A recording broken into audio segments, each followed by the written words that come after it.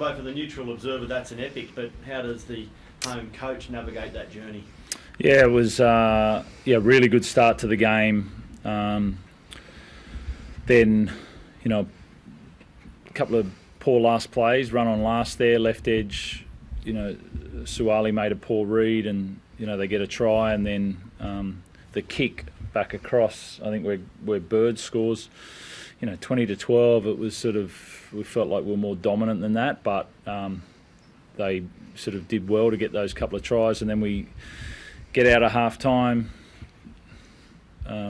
get a bit more of a lead, and then our left edge opens up, I think 3 times there for tries. So it ends up becoming tit for tat. And then I thought we did really well, obviously, the last 20 minutes to be down to 10, 26 all, to navigate that 10 minutes and then to get the field goal. So I thought the last 20, obviously, we had to do really well to finish that off. But that 10-minute period in between the 50th and 60th, really, that was pretty frustrating. What did you do well in that last period of the game when you were down a man and at 26 all and they had all the momentum?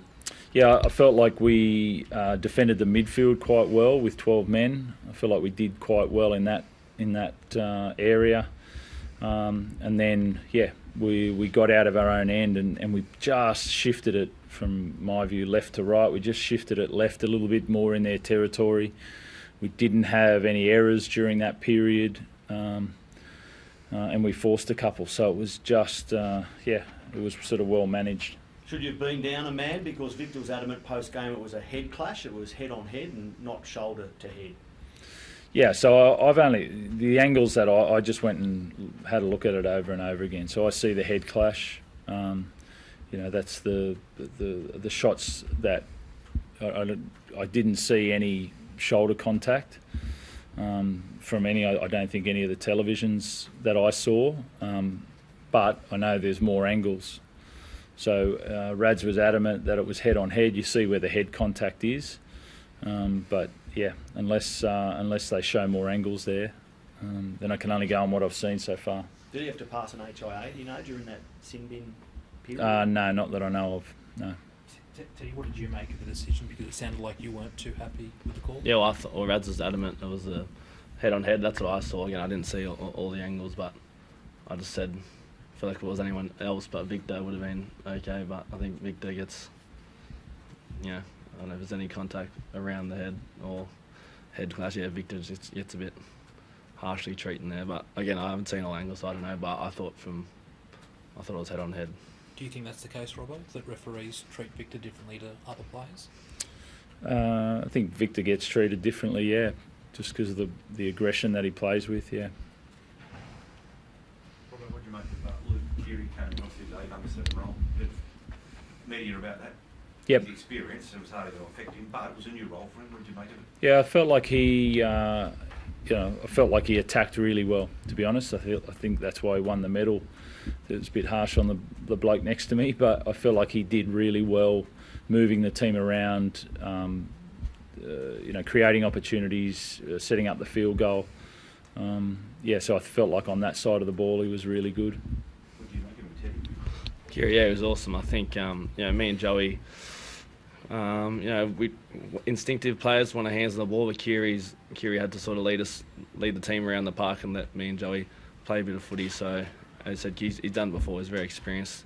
So I think it was really important for us in that role and led the team around well and had some great touches of the ball obviously as well. And how did you think working with Joey Manu, Robert, the two of them together? And does that Joey Manu try sort of symbolise why you want him in the half so he gets his hands on the ball more often? Yeah, I felt like he was searching today. I felt like he was good at different times, and I felt like he was really working hard to find his way into the role. So that ended up in some nice footy, and then it ended up in some sort of one-out play. So it looks like there's some stuff to work on there. Just a word on the forwards, Rob. I thought when the game was there to be won at the start, Jared and Lindsay set the platform. Some nice soft touches with the pass, and that seemed to break the defensive line a bit open for the guys like Teddy to do their stuff. Yeah, I think I think it was the first 2 tries, the Rads to, was it Rads to Egan? Yeah. And then it was Jazz to Rads. some really nice combination plays there. And that's our style. Like that's when we're at our best, and they've laid the platform week after week after week there. We need to put sort of that 30 minutes, span it over half time, and then back into the second half there. So they've been laying the platform for a long time. And how's Daniel Tupou? I don't think great with that hammy. It looked like the old sniper in the crowd, and it looked like he hasn't had one before, so it doesn't feel great at the moment. Trent, you talk about Victor getting treated differently. I think you've had similar comments on Jared in the past there. Is there anything you can do? Can you talk to the NRL, ask for a please explain, or to be further looked at? Well, that doesn't mean that's the truth. That's my opinion. That's Ted's opinion, but that doesn't mean it's real. We might be biased. There's a good chance that it is, but he's we feel like if it's a 50-50 in a physical contact, then Rads has been on the other end of it. So, but that's an opinion. I don't think that's fact about it at all. Robert, you mentioned Suaalii there. He seems to have a bit of a struggle at times on the left edge. Is that something to do with him being new to the role, or what's your opinion? No, I felt like he was I felt maybe the first one. He's up ahead of the line there. He should have been back a metre, and he would have had better sight on that last play. But then the last couple were just tackles. That they're going to happen in any position. He was in the right positions. He just needed to nail those tackles along with Kez. Is that something that you've been looking at in his game to improve this year, or is it just the sort of thing that happens at any time? No, it's come up a couple of times, and he needs to improve on that. You mentioned that, about the forwards doing well. I thought Brandon Smith had a really interesting role in the first half. He seemed to be moving the ball wider than he usually does. Was that something you noticed at the time? Look, there was some. That first try. I think it was the first try. That was really nice service from him. But it's not as much a plan as when we're moving together like that. He does have those options when our forwards are all connected and moving. Then we can move it around between tight to the ruck and moving it a bit wider. And his ankle, all right? He looked like he was struggling a bit. Yeah, I think so. I'm not sure, but he had ice on it just then.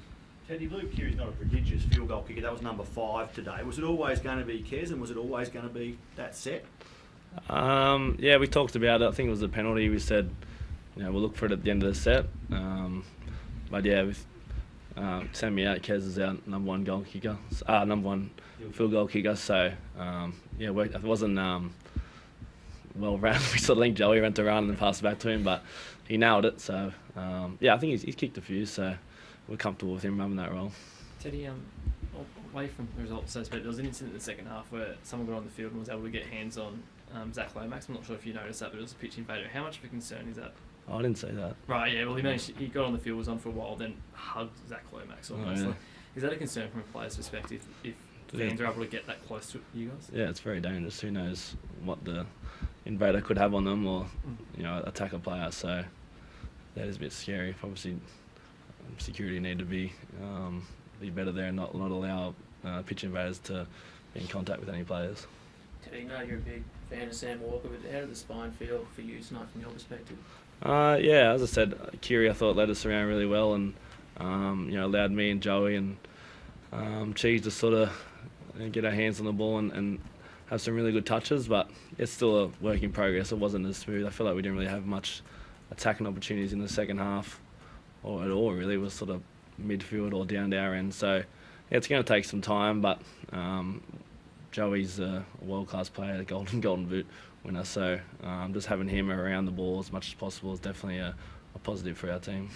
Robert, did that with Luke taking control, I suppose, of the halves and the role that Joey played, did that, Victor seemed to be ball playing a bit more, right, and especially early on?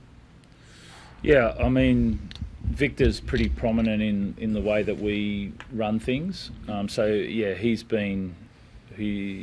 pretty dominant there anyway. But that he didn't take any more responsibility than normal. Kez or Sammy in the past as well, they've all been quite dominant around Rads about what they want from him.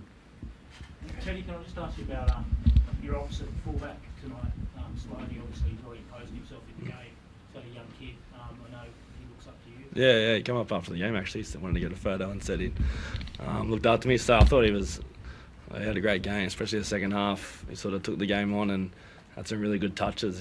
He's fast, but I think people underestimate how strong he is. So he got them back in the game with some of his touches, and sort of said to him he's gotten better and better. He's improved out of sight. So he's a young kid with a lot of talent, and just keep working hard. And who knows, how good his career is going to be. Trent, Teddy talks about it taking time. The halves to spine there. I assume the plan going forward is you'll give them that time. That'll be your halves for the next little bit. Don't know. I made a call for this week. It's a tough one. You've got injuries in the back line, and you've got, there's a few different things to throw up there. But I'll make that decision tomorrow. Is what I'll do.